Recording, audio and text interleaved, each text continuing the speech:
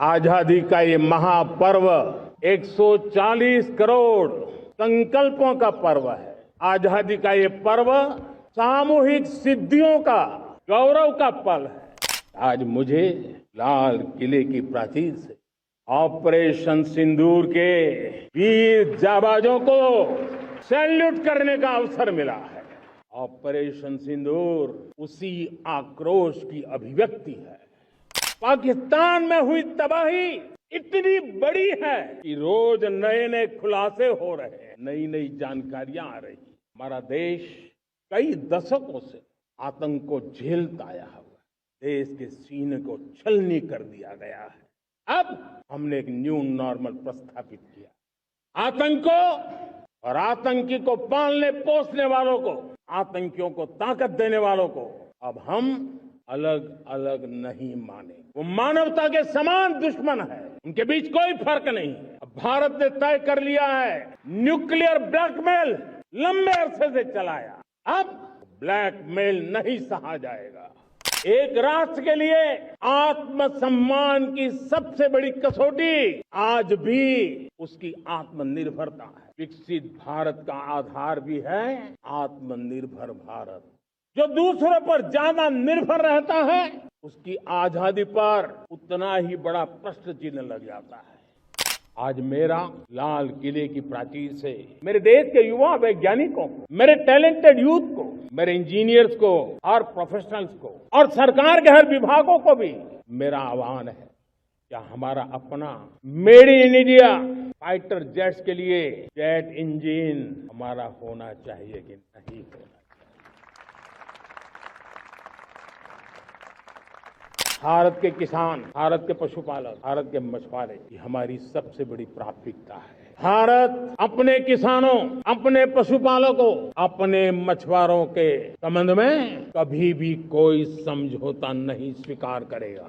इस दिवाली में आपकी डबल दिवाली का काम मैं करने वाला हूं। इस दिवाली में आपको एक बहुत बड़ा तोहफा देशवासियों को मिलने वाला है। पिछले 8 साल से हमने जीएसटी का बहुत बड़ा रिफॉर्म किया, पूरे देश में टैक्स के बर्डन को कम किया। हम नेक्स्ट जनरेशन जीएसटी रिफॉर्म्स लेकर के आ रहे हैं। ये दिवाली के अंदर आपके लिए तोहफा बन जाएंगे। सामान्य मानवीय की जरूरतों के टैक्स भारी मात्रा में कम कर दिए जाएंगे। बहुत बड़ी सुविधा बढ़ेगी। हमारे एमएसएमई, हमारे लघु उद्यमी, इनको बहुत बड़ा लाभ मिलेगा।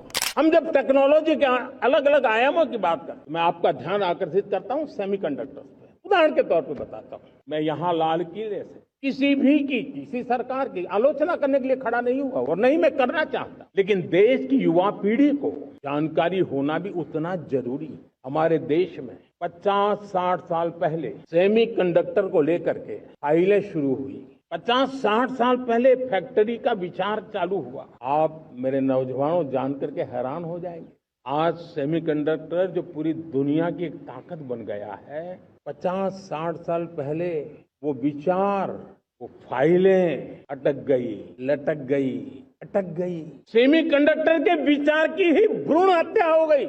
50-60 साल गवा दी। हमारे बाद कई देश सेमीकंडक्टर में आज महारत हासिल करके दुनिया में अपनी ताकत को प्रस्थापित कर रहे हैं। आज हमने उस बोझ से मुक्त होकर के मिशन मोड में सेमीकंडक्टर के काम को आगे बढ़ाया है। एनर्जी के लिए बहुत सारे देशों पर डिपेंडेंट है। पेट्रोल हो, डीजल हो, गैस, लाखों करोड़ रुपए हमें खर्च करके लाना पड़ता है। हमें इस संकट से देश को आत्मनिर्भर बनाना, ऊर्जा में आत्मनिर्भर बनाना बहुत जरूरी है। हमने बीड़ा उठाया और आज 11 वर्ष में सोलर एनर्जी 30 गुना बढ़ चुकी है, ताकि हाइड्रो का विस्तार हो और हमें क्लीन एनर्जी की उपलब्ध हो। भारत मिशन ग्रीन हाइड्रोजन लेकर के आज हजारों करोड़ रुपए इन्वेस्ट कर रहा है। आने वाले 10 साल 2035 तक मैं ये राष्ट्रीय सुरक्षा कवच का विस्तार करना चाहता हूं, मजबूती देना चाहता हूं, आधुनिक बनाना चाहता हूं। और इसलिए भगवान श्री कृष्ण से प्रेरणा पाकर के हमने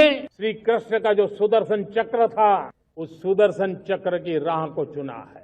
जब महाभारत की लड़ाई चल रही थी, श्री कृष्ण ने अपने सुदर्शन चक्र से सूर्य के प्रकाश को रोक दिया था और दिन में ही अंधेरा कर दिया। सूर्य प्रकाश को सुदर्शन चक्र से रोक दिया था। और तब अर्जुन ने जो शपथ ली थी जयद्रथ का वध करने की उस प्रतिज्ञा को अर्जुन पूर्ण कर पाए थे। वो सुदर्शन चक्र के पराक्रम और रणनीति का परिणाम। अब देश सुदर्शन चक्र मिशन लॉन्च करेगा।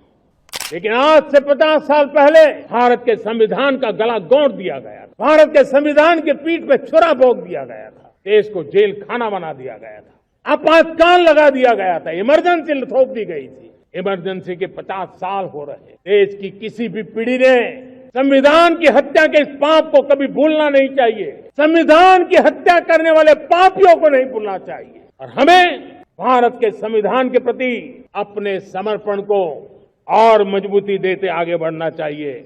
वो हमारी प्रेरणा है।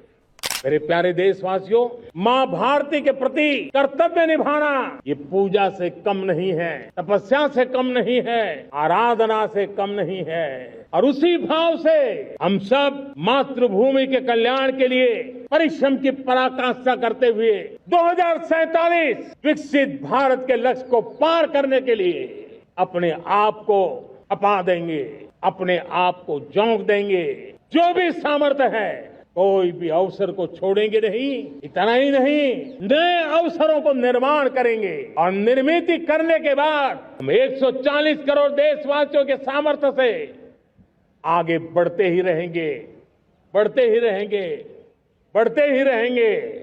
हमें याद रखना है, 140 करोड़ देशवासियों को याद रखना है। परिश्रम में जो तपा है, परिश्रम में जो तपा है, उसने ही तो इतिहास रचा है। परिश्रम में जो तपा है, उसने ही तो इतिहास रचा है। जिसने औलादी चट्टानों को तोड़ा है, उसने ही समय को मोड़ा है।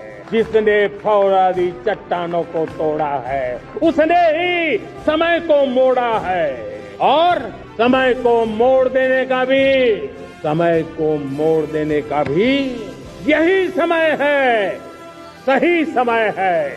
मेरे प्यारे देशवासियों, एक बार फिर आप सबको आजादी के इस महान पर्व की अनेक अनेक शुभकामनाएं देता हूं, बहुत बहुत बधाई देता हूं। जय हिंद, जय हिंद, जय हिंद। भारत माता की, भारत माता की, भारत माता की। वंदे, वंदे, वंदे। बहुत बहुत धन्यवाद।